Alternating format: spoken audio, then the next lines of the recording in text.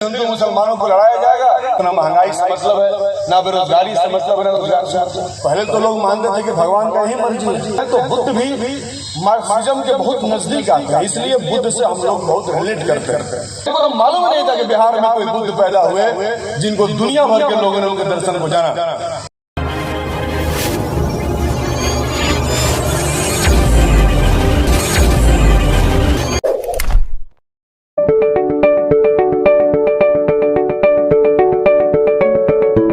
सांप्रदायिक दंगे होंगे, फिर हिंदू मुसलमानों को लड़ाया जाएगा और हिंदू मुसलमानों की लड़ाई के आधार पर जो खेती होगी उसका फसल काट करके सट्टा में बैठे, क्योंकि उनको तो ना महंगाई से मतलब है, ना बेरोजगारी से मतलब है, ना रोजगार से मतलब।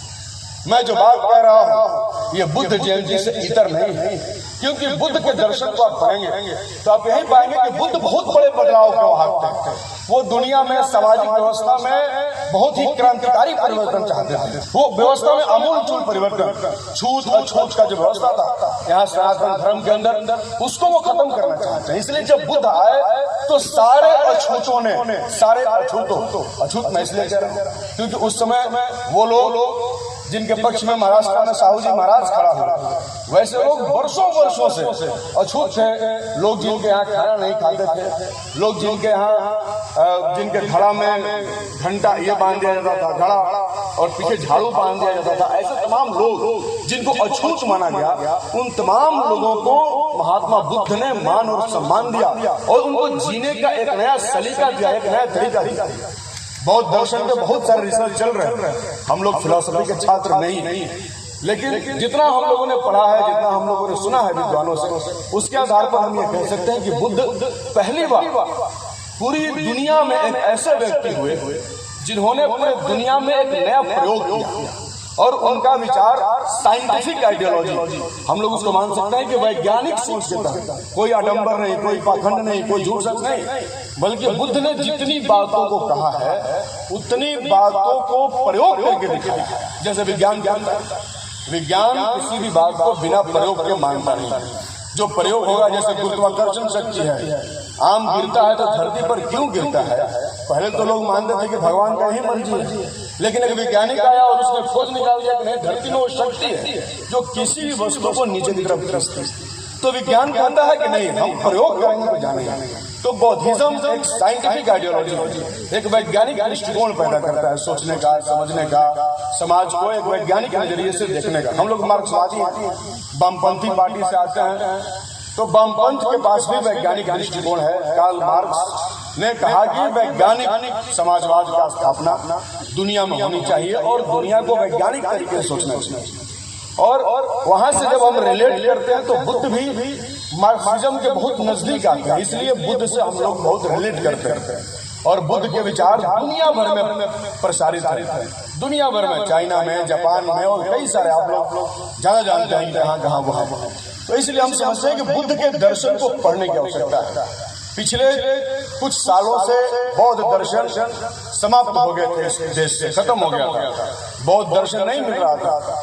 बौद्ध काली जो सम्राट अशोक ने स्तूप लगवाया, जो उसमें बौद्धिज्म के विचारों को अंकित करवाया, जो अपने पुत्रों को श्रीलंका भेजा, वहां जो हुआ, इन तमाम शिलालेखों को, स्तूपों को भारत के राजाओं ने, जो कर्मकांडी राजा हुए, जो पाखंडी राजा हुए, जो आडंबर में भरोसा करने वाले राजा हुए, उन्होंने वैज्ञानिक सोच और वैज्ञानिक तरीके से लिखी हुई बातों को जमींदोज करवा दिया, जमीन में ध्वस्त करा दिया। वो तो बाद में जो चाइनीज यात्री वेन सॉन्ग आया था भारत में, नालंदा विश्वविद्यालय सहित दुनिया भर में घूम करके जो ज्ञान हासिल करके चाइना गया था और उसने जो किताब लिखी, बाद जब आधुनिक भारत में वेन सॉन्ग और फाहियान की किताबों का अनुवाद हुआ अंग्रेजी में, तब भारत के लोगों ने जाना कि अरे हमारे यहाँ के बुद्ध थे, नहीं तो हमको तो मालूम नहीं था कि बिहार में कोई बुद्ध पैदा हुए जिनको दुनिया भर के लोगों ने उनके दर्शन को जाना।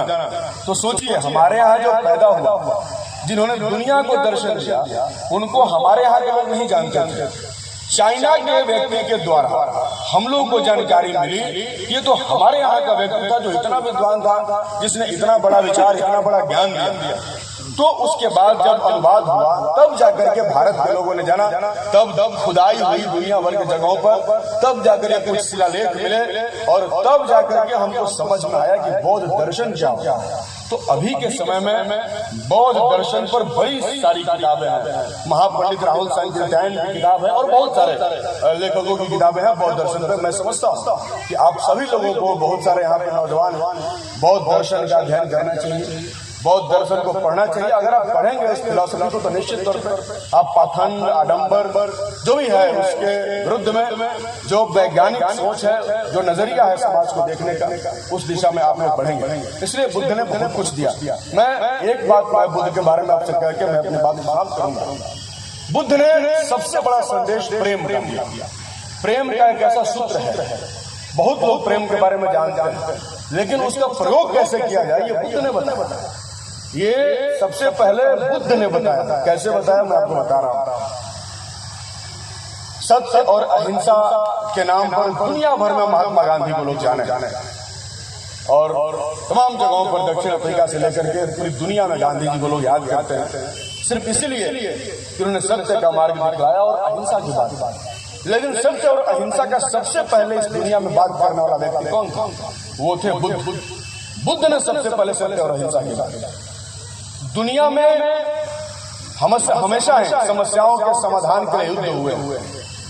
दुनिया में हमेशा युद्ध हुए, चाहे सभ्यताओं के विकास के दौर में हुए हो, या दुनिया में दो राजाओं के बीच में हो, या किसी जमीन के विवाद का हो, किसी नदी के विवाद का हो। किसी भी विवाद का निपटारा बिना युद्ध का कभी नहीं हुआ, कभी नहीं। आपको मालूम, यहाँ तक कि श्री रामचंद्र जी को जो रामायण आप लोग पढ़ते हैं, हम लोग पढ़ते हैं, उस रामायण में रामचंद्र जी को युद्ध करना पड़ा, जो कि पुरुषोत्तम थे, लेकिन उनको भी युद्ध करना पड़ा, हिंसा का रास्ता अपनाना पड़ा। कृष्ण को भी हिंसा का रास्ता अपनाना पड़ा। महाभारत की कहानी हम लोग पढ़ते हैं, लेकिन बुद्ध ने वो रास्ता नहीं अपनाया। बुद्ध ने अंगुलीमाल जैसे खतरनाक डाकुओं को प्रेम का प्रयोग करके, प्रेम के सूत्र से, बिना रक्तपात किए, बिना हिंसा किए, बिना खून बहाए, उन्होंने उस पूरे के पूरे डाकुओं की एक बड़ी फौज को ही बदल कर, और ये दुनिया में पहली बार हुआ जहां प्रेम के बदौलत जंग जीत ली गई, बिना रक्तपात और बिना हिंसा।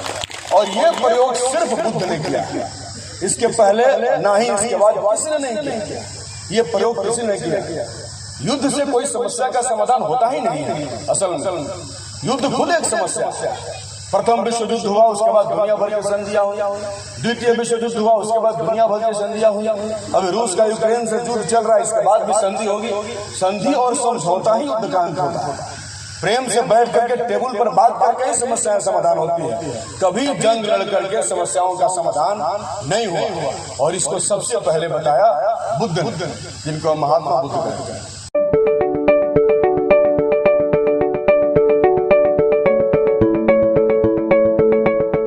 Thank you for watching this video until it is finished. If useful to you guys, please like and share this video.